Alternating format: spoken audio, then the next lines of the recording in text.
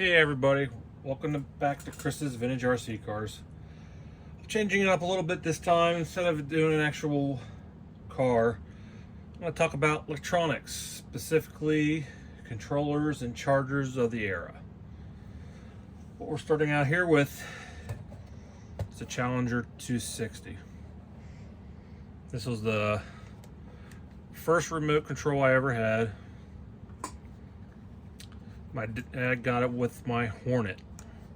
That's what I used for many years. It was a good controller, good, reliable. Went right to this style controller instead of the stick. It was a good controller at the time. Pretty good luck with it. Worked pretty good. From there, when I actually took over my dad's RC10, I switched over to his controller, which is the Challenger 2PX. It was a good one. He ran it with his RC10, the original one, and his Bowline car. I pretty much bounced between this one and this one. Both of them were from a hobby shop in Lemoyne, Pennsylvania, where he got them from. From the Challengers, I then started using my brother's controller.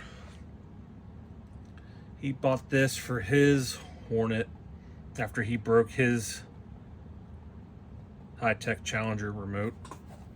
He got this as an end of a Christmas gift. As you can see, I used this one with the XX4. This was a really good controller. At the time, for a kid, this was like the Mac Daddy. He really didn't use it much with the Hornet because he was pretty much out of it by then. I used it on my championship editions, my team car graphite. Used it for a long time. It was a good controller, but as I know most of you know, with older style controllers, all three suffered from glitching and interference and stuff. And it got to the point where even this one, especially when I went to like the Motorama and stuff and tried to compete with more professional people, it would seem like it would go out of range. I had nothing but problems. So after this one, I stepped up to this thing.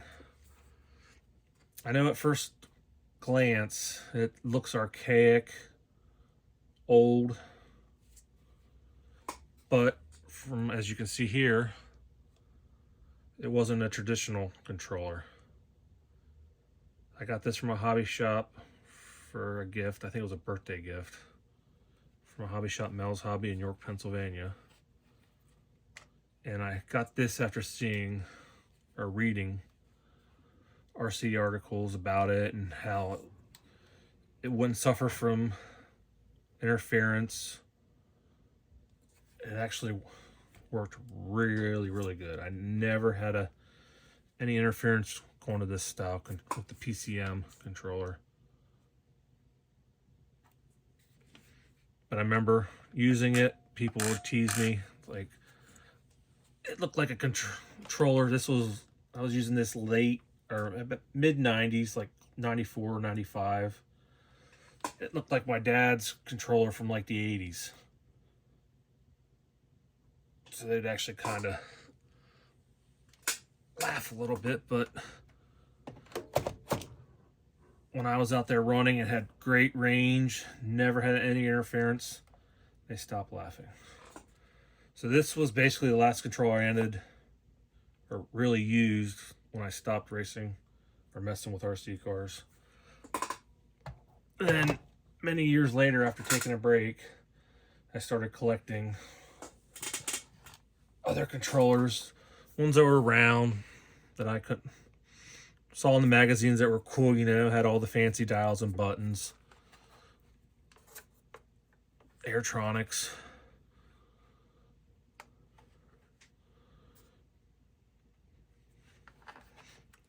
This would have been a nice one to have back in the day. Had the modules to pull out, a little more involved, more expensive. I know Novak sold a, I believe, I'm not sure if it was this or the newer ones. I had the dials on it, you could change them. I know I have some of the Futaba based Novak receivers with the adjustable frequencies for multiple uses. And you would step up to, this was a little newer.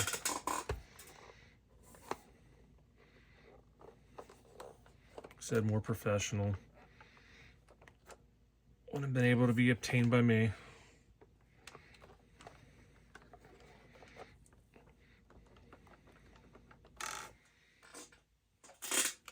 And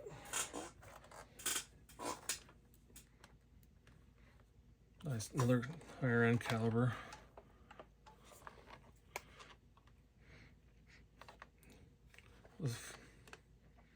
The Aerotronics really were popular back then, had the cool styling.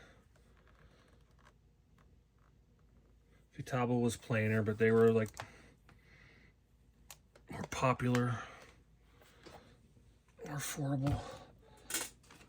And then the one, it took me a while to get, because these things were still expensive, pick off eBay, was a Futaba PCM.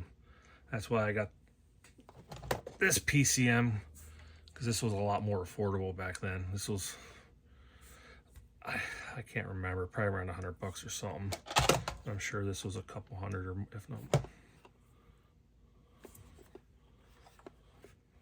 Real compact. I would have loved to have had this thing, all the adjustment dials and stuff I probably never would have used.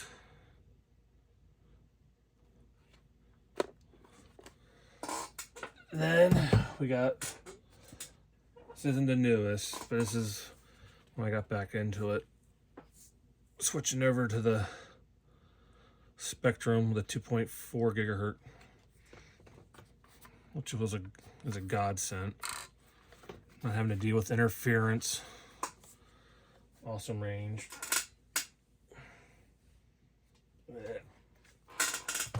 More base model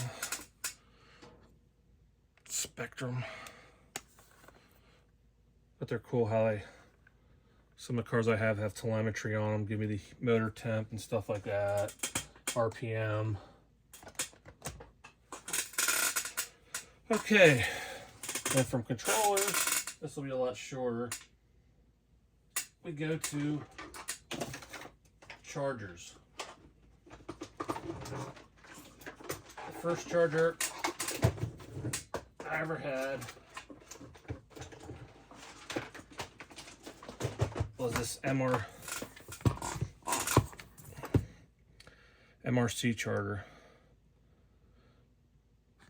More meant for probably airplanes, but this 7.2 volt or 8.4. So I used this for many years. I actually still use it till today. Some of the LiPos and stuff, if they get too low and you get the under voltage warning, I'll hook them up to this and just give them a little bit of a hit, bring the voltage back up and use it. From this charger, well, I stepped up to another style, which I don't have, but play around. Then went to something like this. Peak chargers. Probably got this 92-ish, 90s. Trickle one and peak charger another. This is back when the NiCad's starting to get more powerful. Instead of going off a timer, it was nice. You could just hit start and forget about it, and start trickle charging other ones to maintain. Then the last one I have over here, I just picked this up. I saw it on eBay. Mainly, only reason because the name. Team Associated. Never used it. Don't know if it works, but I seen other people had it. I think I only paid like $15 for it. I thought it was cool. Well, I hope you enjoyed this step back in time. I do have other chargers, but this is just a quick going over some of the ones I used. Hope you enjoyed this, and I will talk to you later. Bye.